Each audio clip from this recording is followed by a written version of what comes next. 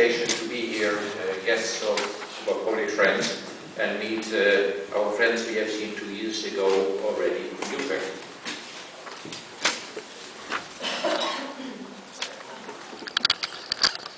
Just give you some information about our association. Founded in 1986, so that's about nearly 27 years ago. Our homepage, www.Santiago, and we are a secular association also. And our members at this time are about 12,800, 13,000, which is quite a lot, some will say. But that also happens because our membership is a continuous membership till you request it to be ended. And the annual member fee is automatically taken from your account, so people must take some effort to leave us. But on the other hand, we also give them some service so they stay. As you see, Dutch people are also enthusiast bikers. So about 35% of our members are going to Santiago by bike. And the 60% men and 40% women, you have seen that in the presentation earlier today. And our growth is substantial.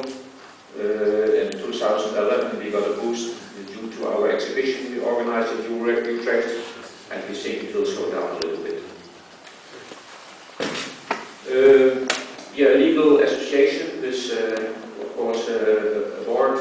We have one part-time staff member with the membership database and the financial administration. And we have 16 regions or chapters, as you could say. And the chairwoman or chairman of this chapter is appointed by the board. And these regions have about 450 to 1,000 members. Then we have a lot of committees, of course, history and cultural matters. Spiritual matters is a committee which has quite some difficulties in getting that theme developed well. Use is very important to us. Pilgrim support information, Hospitaleros, and of course quarterly magazine and an email letter. We have two annual meetings twice a year, and of course election of the board, agreement on the annual balance sheets. I think every large association must have. But the most important work is done on regional basis, where people can meet other ones to get face-to-face information about the Camino. They can have lectures there. Of course, they have walks together, or sometimes they go by bike. And one of the more important days, of course, is the 25th of July, when the birthday of St. James. Then we try to organize on several places a lot of activities. Pilgrims support, of course, is of major interest. We have a website, we have face-to-face informations at 3 permanent locations, one in Utrecht, one in the southern part of the country, and one in the northern part. And in Utrecht it's already 4 times a week that we are open with volunteers who provide information. And add up all our volunteers, there will be about 150 to 180 persons who are helping us on a regular basis. A web shop. We have pilgrim hosting in members' homes when you are walking part of the Camino in the Netherlands. And we started this year our own welcome center in Santiago as a kind of pilot project. As a lot of members told us that when you arrive in Santiago, then you get your Compostela, and then what then? Then it ended, and there's nobody who is listening to your stories. So we thought it was very important that you can talk with other experienced pilgrims about your experience when you arrive. So we rented a little shop this year on the Rua San Pedro, and our members tell us that they are very pleased to be received by a fellow countryman, and that they can talk about their emotions shortly after arriving. And we will go on with this next year too. already have heard about the Amigo service by our English friends and by our American friends. We are participating in that project too. And then publications, we have our quarterly magazine, which is very appreciated by our members. That's why they stay a member, because every quarter they get new information about the Camino, about people who walk, and also about the culture on the Camino. Our email newsletter is coming every month with short information about the activities. We have a road book of various pilgrim routes through the Netherlands to the Belgian border, where you can continue towards France. A book with practical advices when you start on a pilgrimage. And 2 years ago we published a little book you can very easily put in your pocket with all kinds of spiritual thoughts you can look through when you're on the road. A major operation of us is that we are the assisting staff of the monastery in Roncesvalles. There, from March till November, we supply the hospitaleros for that occasion. And there are 4 to 6 persons there for 2 weeks, and then the new people are coming.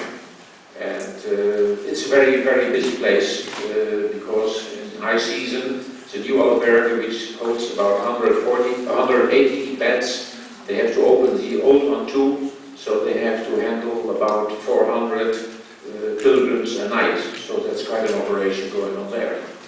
But also we have hospitaleros for small albergues in France, Spain, and even in Germany.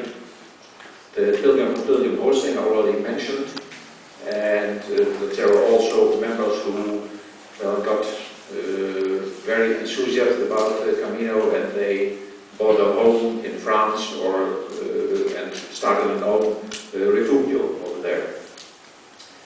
This is a map of the pilgrim routes to the Netherlands. They all end up down in the south and connect to the Belgian routes.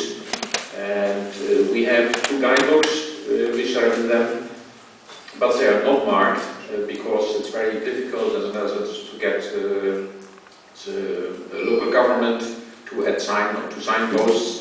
So, but the 2 books are very good. They have very good maps. So, if you ever want to walk in the Netherlands, you just take that book and you will be welcomed.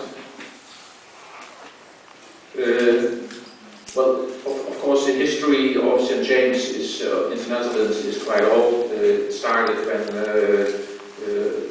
I think, well, a little bit later than 1200 years ago, but I think 1100 years ago, the first Dutch people will have come to Santiago as their own wish, but also, like many other places in history, in the Middle Ages, people were sentenced by the court to go to Santiago to get rid of their sins. We have remains of some old hospitals in several towns, and Haarlem, close to the coast, is one of the places where pilgrims from Scandinavia came by boat, gathered there to continue overland to Santiago. We have quite a lot of St. James churches, but also Protestant churches who are actually have been in former times St. James churches, and a lot of these churches you also will get stamped in your pilgrim's passport. Wishes for the futures?